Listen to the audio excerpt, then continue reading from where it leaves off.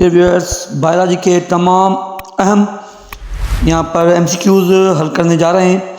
तो अगर आप हमारे चैनल पर नए हैं यूट्यूब पर, तो हमारे चैनल को सब्सक्राइब कीजिए, लाइक कीजिए और इस चैनल को शेयर कीजिए ताकि ये ज़्यादा से ज़्यादा लेसन्स और तक पहुँच सके। अगर आप हमारे फेसबुक पेज पर हैं तो हमारे पेज को फॉलो कर लीजिए, इस तरह की नॉलेजेबल वीडियो आपको मिलती रहेंगी।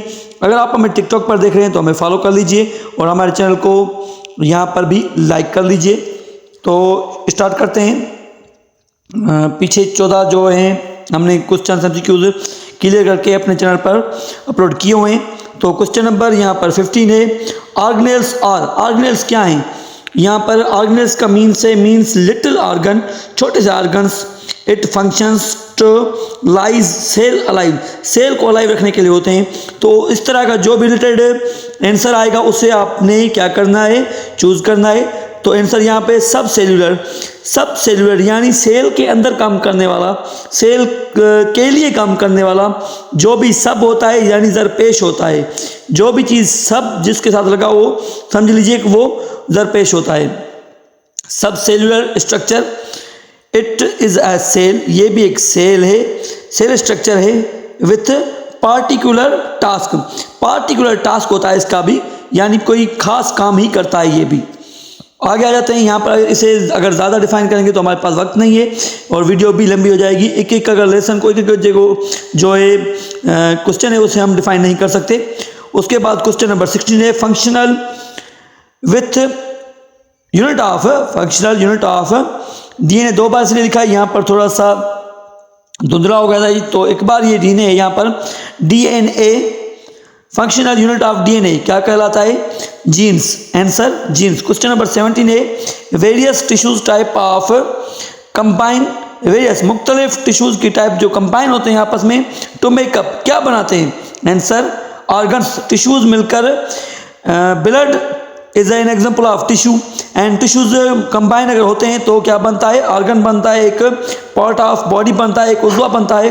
उसके बाद आ जाते हैं यहाँ पर क्वेश्चन नंबर 18 है, टू और मोर पॉपुलेशंस, 2 या 2 से ज़्यादा पॉपुलेशंस ऑफ डिफरेंट स्पेसीज, अलग अलग जिनसों की लिविंग एंड इंटरेक्टिंग का मतलब होता है असर डालना। In the same area form, एक ही इलाके की सूरत में, तो उसे क्या कहा जाता है? एक ही इलाके में अगर 2 मुख्तलिफ की स्पेसीज की लिविंग क्या रह रहे हो, लिविंग स्पेसीज लिविंग हो, तो interacting in the same area form, एक ही एरिया की फॉर्म में, तो उसे कहा जाता है कम्युनिटी। उसके बाद यहाँ पर आ जाते हैं क्वेश्चन नंबर 19 पर, a group of similar sales, एक ही किस्म के सेल्स का group perform a specific function, perform करे कोई खास काम, उसे क्या कहा जाता है? उसे कहा जाते हैं टिश्यू। जैसे मैंने पहले आपको समझा दिया कि सेल्स अगर परफॉर्म करते हैं स्पेसिफिक फंक्शन तो उसे टिश्यूज कहेंगे। उसके बाद है question number 20, which is an example of molecule,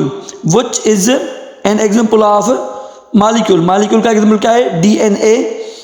question number 21 यहाँ पर DNA स्टैंड फॉर, DNA किस चीज़ के लिए स्टैंड होता है वो यहाँ पर मैंने सर्च करके लिखा हुआ है। तो अगर आप हमारे चैनल पे नए हैं तो हमारे चैनल को सब्सक्राइब कर लीजिए अगर आपको हमारी वीडियो इंटरेस्टिंग लग रही है तो और नॉलेजेबल लग रही है तो। DNA stand for deoxyribonucleic. इसे आप सिलेबल करके पढ़ सकते हैं, सिलेबल करके। इसकी प्रोनाउंसिएशन अगर आपको थोड़ी सी मुश्किल लग रही है तो सिलेबल कीजिए, डिओक्सारी बोन्यूलिक। यहाँ से न्यूलिक का अलग सिलेबल बनाएं, डिओ का अलग बनाएं, ज़ारी बोन्यूलिक का अलग बनाएं। उसके बाद आ जाते हैं क्वेश्चन नंबर 22 पर, a group of very inter breeding organisms constitutes का यहाँ पर मैंने मीनिंग हर चीज़ की लिखी हुई है। यहाँ पर कायम रखना, कंस्टिट्यूट्स माने किसी चीज़ को कायम रखना, लगातार करते रहना। और यहाँ पर ब्रीडिंग की मैंने भी लिखी हुई है, जिन्स बनाना, ब्रीडिंग जिन्स को बढ़ाना ब्रीडिंग बोलते हैं। तो आंसर है स्पेसीज मीन्स जिन्स, जैसे पहले मैंने आपको यहाँ पर कम्युनिटी में आंसर में समझा दिया कि स्पेसीज का मतलब क्या है। A group of very inter breeding, a group of very inter breeding, किसी चीज़ की इंटर ब्रीडिंग करने ऑर्गेनिजम्स कंस्टिट्यूट्स, तो उसे क्या कहा जाता है, स्पेसीज यानी जिन्स। उसके बाद आ जाता है question number 23, members of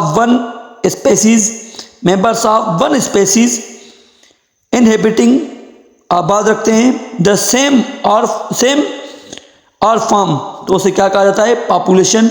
members of one species, one से ज़्यादा हैं तो कम्युनिटी बन जाती है, अगर वन स्पेसीज हैं इनहेबिटिंग है द सेम फॉर्म तो उसे पॉपुलेशन कहेंगे।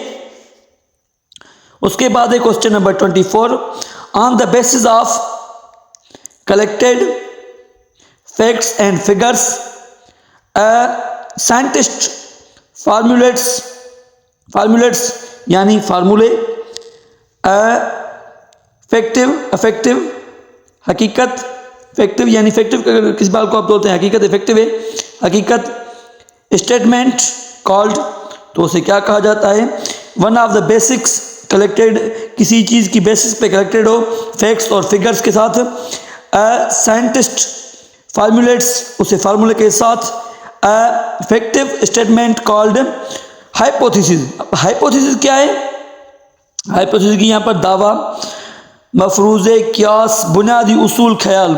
हाइपोथेसिस यानी वो स्टडी जो किसके साथ हो, फैक्ट्स और फिगर्स के साथ हो, साइंटिफिक फार्मूलेट्स के साथ हो यानी उसके फार्मूले हो, ऑब्जर्वेशन हो, फैक्टिव हो, उस स्टेटमेंट को कहा जाता है हाइपोथेसिस। यानी दावा, मफरूज़े, क्यास, बुनियादी उसूल, hypothesis, study with proofs is called hypothesis, यानी इतने प्रूफ्स के साथ जो स्टडी है किसी भी बेसिस ऑफ कलेक्टेड यानी कलेक्टेड बेसिस पर, उसे हाइपोथेसिस कहा जाएगा, यानी बुनियादी उसूल के ख्याल, बुनियादी उसूल ख्याल हाइपोथेसिस। उसके बाद आ जाता है question number 22, Robert Hooke discovered, Robert Hooke ने क्या डिस्कवर किया था, सेल किया था रॉबर्ट हॉक ने। यहाँ पर क्वेश्चन नंबर 26 है, step involved in scientific method और एक्यूमुलेटेड डेटा हाइपोथेसिस। ऑब्जर्वेशन, यहाँ पर फिर से हाइपोथेसिस आ गया है। हाइपोथेसिस यहाँ पर मैंने आपको पढ़ाया, हाइपोथेसिस क्या है, किसी फैक्ट एंड फिगर्स के साथ फार्मूलेट्स जो कलेक्टिव स्टेटमेंट देते हैं उसे हाइपोथेसिस कहता है। तो हाइपोथेसिस क्या है, step involved in scientific method और साइंटिफिक मेथड के साथ accumulated data hypothesis. Observation and experimentations तजुर्बे, न्यू डेटा, कंक्लूजन। ये क्या है, आंसर है स्टेप्स इन्वॉल्व, वो स्टेप्स जो इन्वॉल्व होते हैं इन साइंटिफिक मेथड्स। और साइंटिफिक मेथड में वो क्या होगी, साइंटिफिक मेथड में अगर कोई स्टेप एक्स्ट्रा लेते हैं तो उसमें एक्यूमुलेटेड डेटा होगी, यानी मुकम्मल डेटा, प्योर डेटा, सबूतों के साथ हाइपोथेसिस यानी बेसिक्स ऑब्जर्वेशन होंगी। और हाइपोथेसिस मतलब किसी चीज़ की प्रूफ के साथ स्टडी, और उस पर स्टडी के बाद ऑब्जर्वेशन हो, मुशाहिदे हों, एक्सपेरिमेंट्स हों, तजुर्बे हों, न्यू डेटा कंक्लूजन हो उसमें। उसके बाद आ जाते हैं, यहाँ पर मैंने मीनिंग लिखी हुई है, मवाद मालूमात जमा करना बुनियादी उसूलों के तहत, मुशाहिदे और तजुर्बे नई मालूमात के लिए और नतीजे पर पहुँचना, स्टेप इन्वॉल्व्ड। उसके बाद आ जाते हैं question number 27, malaria is associated with, malaria किसके साथ एसोसिएट किया जाता है, मलेरिया एसोसिएटेड होता है एनोफिल्स, लिखा हुआ है यहाँ एनोफिल्स। तो प्रोनाउंसिएशन यहाँ पर मैंने लिख दी है, क्योंकि अगर आपको डिफिकल्ट लगे और वक्त आपके पास इतना नहीं होगा कि आप फिर से डिक्शनरी यूज़ करें, वो उसको प्रोनाउंस उसकी निकालें। Anopheles mosquito, a type of mosquito, Anopheles की मतलब भी यहाँ पर मैंने लिखा हुआ है, टाइप ऑफ मस्कीटो है which transmit malaria in human, जो ट्रांसमिट करता है मलेरिया किसमें, इन ह्यूमन, इंसान में। एनोफिल्स, मलेरिया एसोसिएट विथ किसके साथ है, एनोफिल्स मस्कीटो। एनोफिल वो मस्कीटो जो ट्रांसफर करता है क्या, ये टाइप ऑफ मस्कीटो है एनोफिल्स, जो ट्रांसफर करता है मलेरिया इंसान में। ये आपको बात उम्मीद है अच्छी तरह समझ आ गई होगी। आगे बढ़ते हैं। उसके बाद है question number 28, biologist gross discovered the cycle of Plasmodium यानी मलेरिया का जीव, प्लाज्मोडियम यानी मलेरिया का जीव, इन कब डिस्कवर किया? Biologist gross discovered, gross name है, नाउन है, बायोलॉजिस्ट था, इसने क्या किया? डिस्कवर किया, यानी किसी चीज़ को मंजर आम पे लाना, यानी किसी चीज़ को खोजना करके ढूंढना। कब? 1858 में। क्वेश्चन नंबर 29 है the first antibiotic to be discovered was, तो इसका आंसर है first antibiotic discovered was penicillin. यहाँ पर मीनिंग लिखी हुई है, बैक्टीरिया को मारने वाली एंटीबायोटिक जो सबसे पहले किसने ईजाद की? फ्लेमिंग ने 1928 में दरियाफ्त की। पेनिसिलिन थी, कब ईजाद, किसने ईजाद की? फ्लेमिंग ने। कब? 1928 में। उसके बाद आ जाता है यहाँ पर क्वेश्चन नंबर 30, इम्यूनाइजेशन हिफाजती टीका। अगर आप कोई वैक्सीनेशन कार्ड डाउनलोड करते होंगे तो आपको पता होगा इम्यूनाइजेशन वहाँ पर लिखा हुआ होता है निम्स की वेबसाइट पर, तो उसका मतलब होता है हिफाजती टीका। By vaccination was first introduced by, कब फर्स्ट इंट्रोड्यूस की गई? यहाँ पर हाँ, किसने इंट्रोड्यूस की? तो वो है एडवर्ड जेनर ने इन 1795, एडवर्ड जेनर इन 1795 में। उसके बाद क्वेश्चन नंबर 31 है। 31 क्वेश्चन से पहले फिर भी मैं आपको, अगर आप हमारे वीडियो पे अभी भी देख रहे हैं और अभी भी हमारे वीडियो पर हैं तो हमारे चैनल को सब्सक्राइब कीजिए, लाइक कीजिए, क्योंकि यहाँ पर बहुत सारी मेहनत लगी हुई है हमारी। एक तो इस लेसन को बनाने में, उसके बाद लिखने के बाद इसको वीडियो को बनाने में, एडिटिंग करने में, इसे इनहेंस करने में, इसकी वॉइस ओवर करने में, उसके बाद इस वॉइस को आपके लिए, इसकी वॉइस को ख़त्म करने के लिए, उसके बाद इसे क्लैरिफिकेशन देने के लिए, बहुत सारे काम होने के बाद ये वीडियो आप तक पहुंचती है। तो अगर आप समझते हैं कि हमारी यहाँ पर मेहनत लगी हुई है तो आप हमारे चैनल को सब्सक्राइब कर दीजिए, ये हमारी फीस होगी। आ जाते हैं क्वेश्चन नंबर 31 पर। The science of growing terrestrial plant in N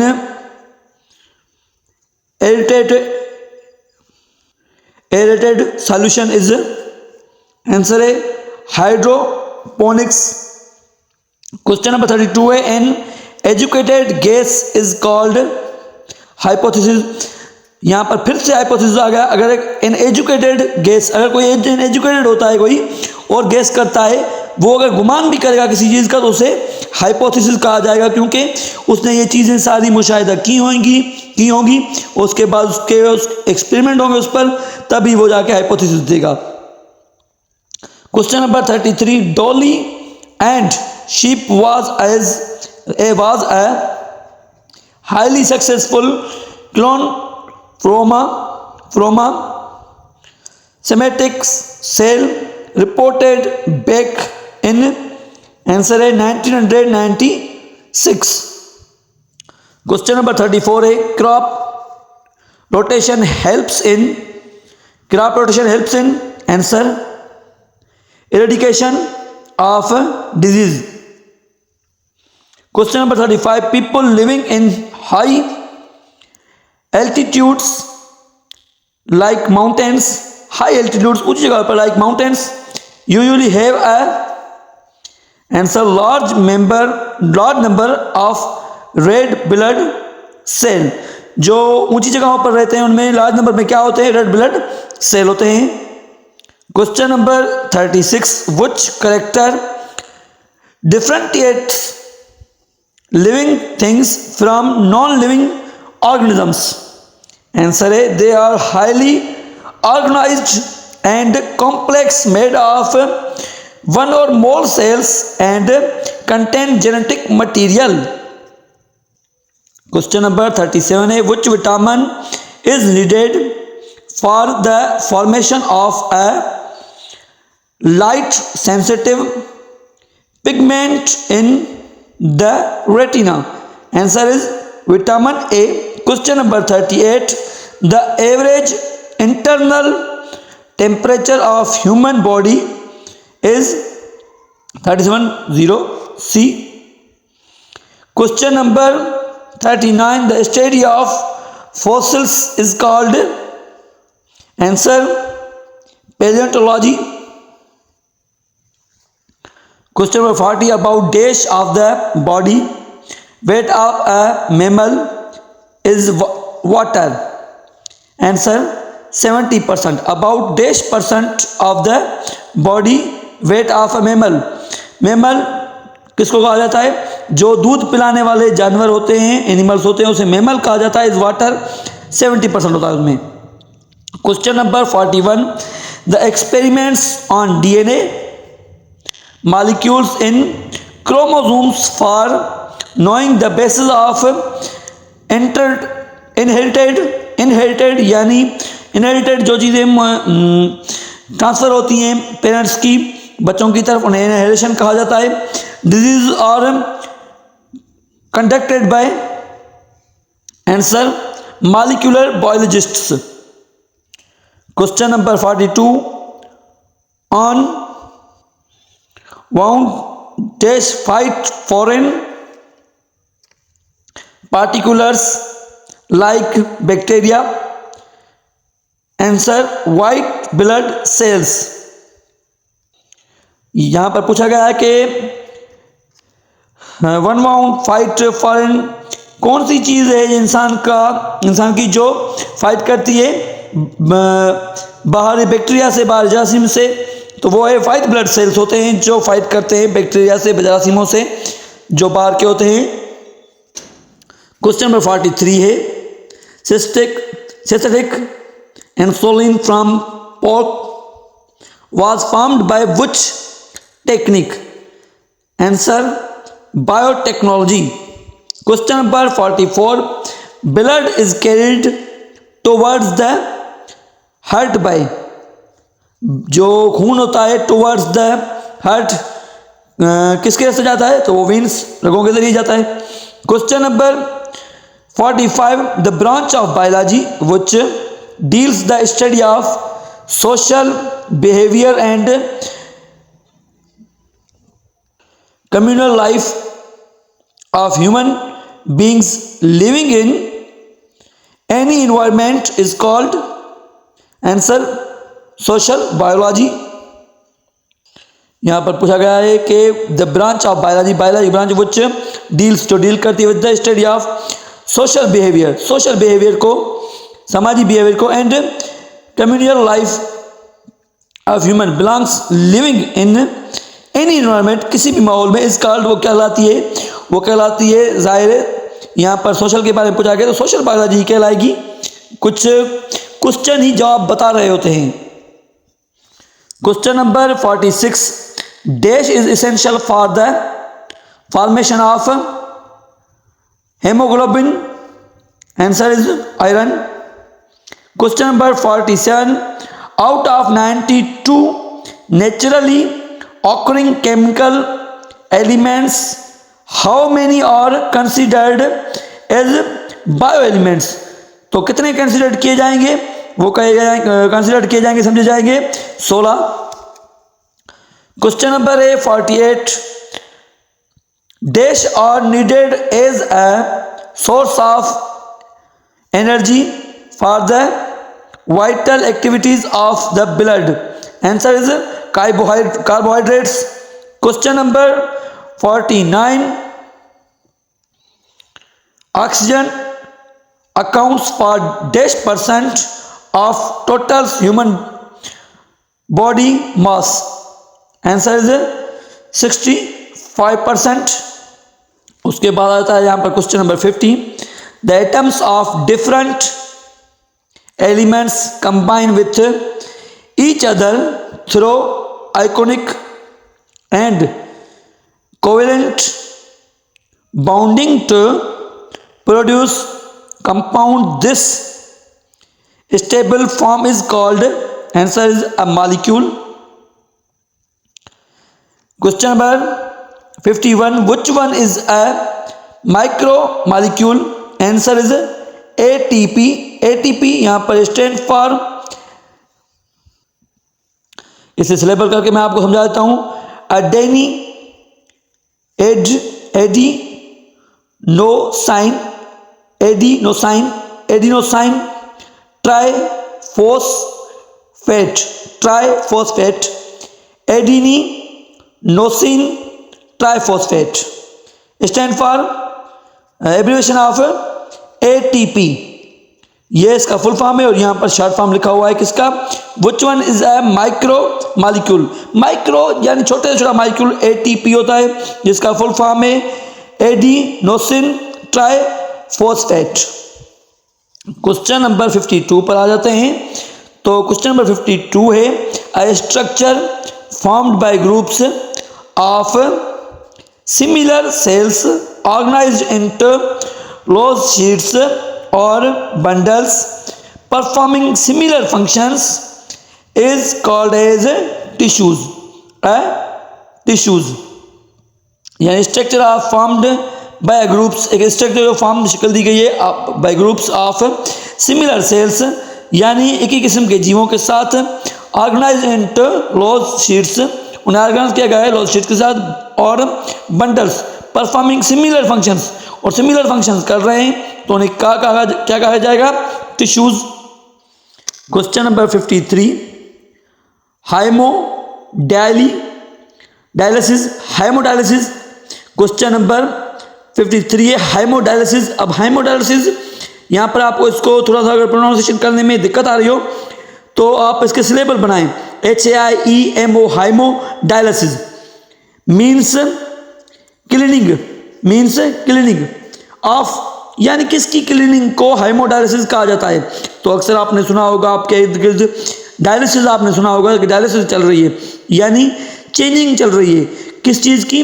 blood की चेंजिंग को हाइमोडायलिसिस कहा जाता है, यानी एक खून डाला जाता है वो दूसरा निकाला जाता है।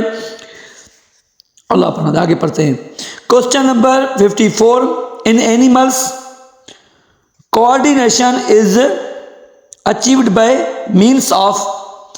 आंसर इज, यहाँ पर दोनों आंसर थे तो मैंने दोनों लिख दिए। Nervous system, second endocrine system. In animals coordination, जो एनिमल्स की कोऑर्डिनेशन है, is achieved by means of, किस मकसद के लिए? Nervous system, endocrine system. उसके बाद आए question number 54, production of sweet and sebum is related with, answer is skin। question number 56,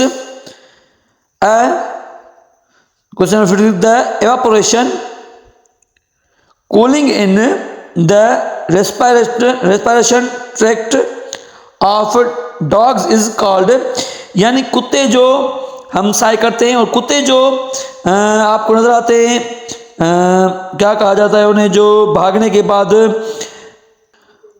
बाद हाँपते हैं, तो कुत्ते के हाँपने को the evaporation cooling in the respiration tract, जब वो सांस लेते हैं तो उन्हें पेंटिंग कहा जाता है, यानी हाँपना। क्वेश्चन नंबर 57 है, डिफरेंट स्पेसीज। स्पेसीज फिर से मैंने यहाँ पर लिखा हुआ स्पेसीज को मैंने पहले 2 बार समझाया है, वो जानदार जिनकी फैलियाती और बनावटी खसूसियात एक जैसी हों। Different species of plants and animals living in the same habit is called community. ये पीछे भी पढ़ के आए हैं, थोड़ा सा चेंजिंग के साथ यहाँ भी पढ़ रहे हैं। Question number 58, which of the following pathogen. Pathogen क्या है? बीमारी पैदा करने वाला खुर्दबीनी जानदार, यानी बीमारी पैदा। पैथोजिन क्या है? छोटा सा खुर्दबीन जानदार, यानी जो खुर्दबीन के साथ नजर आए। एक दूरबीन होती है और जो छोटे से छोटी चीज देखने के लिए यूज की जाती है उसे खुर्दबीन कहा जाता है। Type causes disease that can be treated with antibiotics। Answer bacteria होता है वो, यानी छोटे से छोटे जो जीव होते हैं जिनको खुर्दबीन के साथ देखा जाए उन्हें बैक्टीरिया कहा जाता है। क्वेश्चन नंबर 59 है, a large regional community primarily determined यानी महफूज bye climate is called answer biome. अब बायोम क्या है? किसी इलाके में मौजूद कीमियाई जिसमें पौधे और जानवर शामिल हैं उसे बायोम कहा जाता है। लार्ज रीजनल कम्युनिटी, रीजनल किसी इलाके की कम्युनिटी, प्राइमरी बुनियादी तौर पर, प्राइमरी आपने सुना होगा तो प्राइमरी यानी बुनियादी तौर पर, डिटरमाइंड महफूज हो, बाय द क्लाइमेट, क्लाइमेट माहौल की वजह से, इज कॉल्ड उसे क्या कहा जाएगा? उसे बायोम, बायोम कहा जाएगा, बायोमी, बायोमी। Question number 60, most cell membrane यानी झिल्ली जो सेल के बाहर होती है, छोटी सी एक सेल के, ये सेल बना हुआ है, सेल इसके अंदर, ये सेल की बाहर वाली लेयर जो है इसे सेल मेम्ब्रेन कहा जाता है। और कंपोज्ड प्रिंसिपली ऑफ, तो वो किस चीज़ की बनी होती है? वो बनी होती है प्रोटीन एंड लाइपिड्स। ये प्रोटीन्स और यहाँ पर लाइपिड्स यानी एसिड का मिलाप, यहाँ पर मैंने हिंदी में लिखा हुआ है एसिड जो मिलाप, तो एसिड्स का मिलाप, लाइपिड्स, प्रोटीन को प्रोटीन ही कहा जाएगा। उसके बाद यहाँ पर फिर भी थोड़ा मैंने समझाया हुआ है, लाइपिड्स पानी में न हल होने वाली क्या हयातियाती मुरक्किब, हयातियाती मुरक्किब, मुरक्किब का मतलब मिले हुए हयातियाती, जिनमें कार्बन, हाइड्रोजन और ऑक्सीजन शामिल हैं, और हाइड्रोजन, ऑक्सीजन और फास्फोरस, कार्बन, यहाँ पर कार्बन, फास्फोरस, हाइड्रोजन और ऑक्सीजन शामिल हैं, जिसमें वो क्या है? लाइपिड्स। जो प्रोटीन है लिप्स, लाइपिड्स यहाँ पर मैंने पढ़ा क्या है? मोस्ट मेम्ब्रेन, सेल मेम्ब्रेन है कंपोज्ड प्रिंसिपल ऑफ, किस चीज़ की बनी हुई? प्रोटीन और लाइपिड्स की है। तो यहाँ पर मैंने थोड़ा सा डिफाइन भी कर दिया। उसके बाद आ जाता है यहाँ पर क्वेश्चन नंबर 61 जो कि बहुत नतीजा लाइन का है।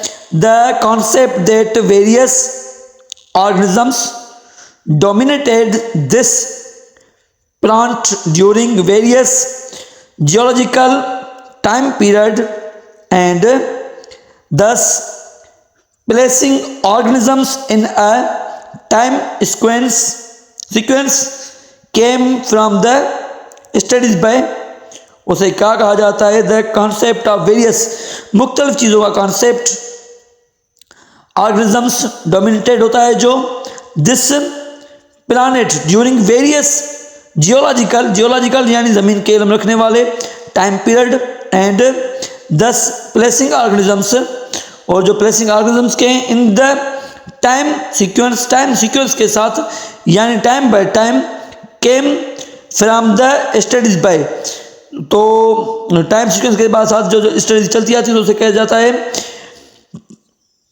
पैलियोंटोलॉजी, पैलियोंटोलॉजी। पैलियोंटोलॉजी कदीम हयातियात का माहिर, कदीम हयातियात दान। पैलियोंटोलॉजी इल्म रखते हैं किस चीज़ का?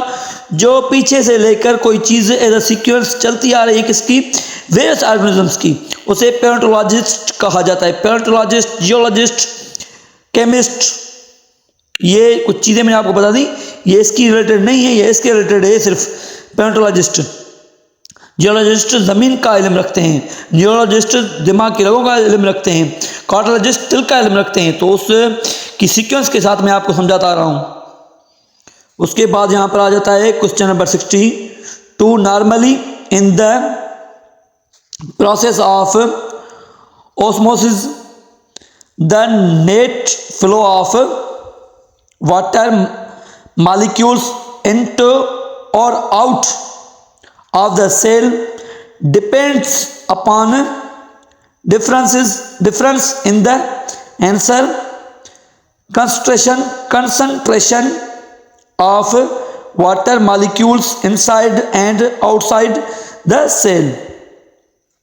Question number 63 है, it is possible to date the rocks by comparing the amount of the specific radio activity. यहाँ पर कोई स्पेलिंग में थोड़ी मिस्टेक हुई तो मैंने यहाँ पे नीचे लिखा हुआ है रेडियो एक्टिविटी,